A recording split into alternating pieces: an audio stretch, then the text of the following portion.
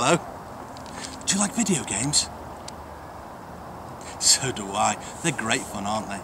And it's thanks to video games that I've started my latest vanity project. Welcome to Toasted Waffle.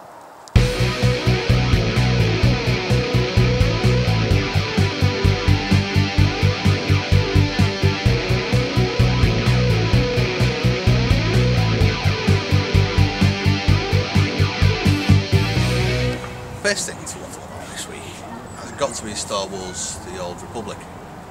Now, BioWare have been pretty good as far as inclusivity is concerned.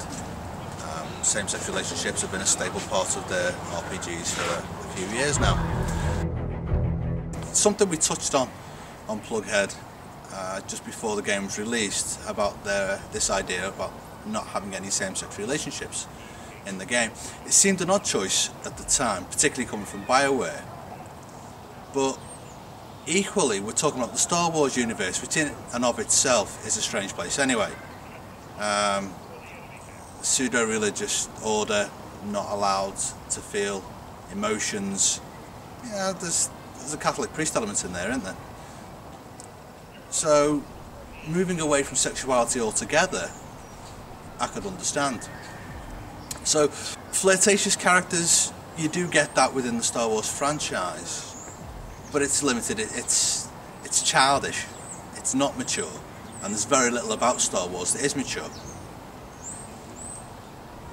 The way BioWare have introduced same-sex relationships is incredibly half-assed. The idea that if you wish to have same-sex relationships in the game, A, you've got to pay for it, and B, you've got to be annexed to a planet, this macabre planet, planet of the gays, where those who gay can go to gay off, seems somewhat distasteful to me. I could be misreading it and I could be completely wrong. Despite my best efforts, I'm not gay. I would have thought it would be better to stick their fingers in the ears and pretend that sexuality doesn't exist, rather than this real weak-assed attempt at inclusivity. Because one thing it isn't is inclusive. On the subject of offence, there's the Dead Island Riptide Special Edition, Zombie Bait Edition. I mean, look at it.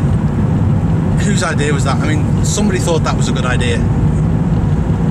A sexualised, mutilated torso. I mean, maybe it's just me because, you know, I'm not into gore porn. Obviously some people are, some people think it's a good idea. But moreover, putting aside, you know, the sexism and misogyny prevalent in the games industry, Zombie Bait Edition. What about that is zombie bait? Shark bait? I can understand. Zombie bait? I thought zombies were into brains. And where's the head? Just, I don't know. Immature teenage boy written all over it. But I'm saying, each to their own. I'm sure somebody will snap it up, bore a hole in one of the stumps and go for the life in it. Yeah. Next up is MCV. Now, I don't know how familiar you're going to be with it. It's a trade publication. It's very much about retail, full retail. Pretty much bottom of their list of priorities is consumer interest. Other than if you're buying the games, they're happy. If you're buying them, retail's doing well. It's PR marketing, that's its purpose. Nothing wrong with that, that's its job. It's just a little bit distasteful sometimes that their focus is solely that, almost at the cost of the consumer. Case in point is this week Nintendo. What's this? And say someone wants to watch TV when you're halfway through a game. I want to watch the TV now. Do both, and everyone's happy. Now, I can understand somebody who's not into games, not part of the industry, has a passing interest, probably bought away because it was marketed so well as the non-gamer. Nintendo have this new console coming out, they put that advert on the TV. I can understand somebody watching that thinking, that feature to transfer to the pad would be present in all games. There's nothing in the advert that says it isn't. So unless you're, again, into the PR, into the marketing part of the industry, it's not necessarily something you'd be aware of, and you're reliant on the advertising. So somebody's made a complaint to the ASA. The ASA have looked at it and said, yeah, the complaint's valid. There's ambiguity there. It's an easy fix for Nintendo, a little thing up on screen that says, you know, not all features are present in all games, the job's a good one. So, MCV attacking the person that made the complaint, and also saying that the ASA are bizarre for upholding that complaint. As gamers, as we who games, particularly when you get to my age, I mean, games are more prevalent now than they've ever been. You know, most homes have some form of gaming apparatus inside them. When I was first introduced to gaming with the Atari 2600 all those years ago, it wasn't everywhere like it is now.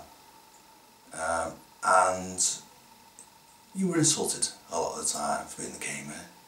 You know, it didn't matter if you played football as well, if you played video games, you were a geek, you were the nerd, you were the loner, you were a sad individual. So, Ben, from MCV, you know, overweight, follically challenged, wears glasses, his beard away from perfection. I'd expect him to know better than to call somebody a git and accuse them to be of being sad and lonely.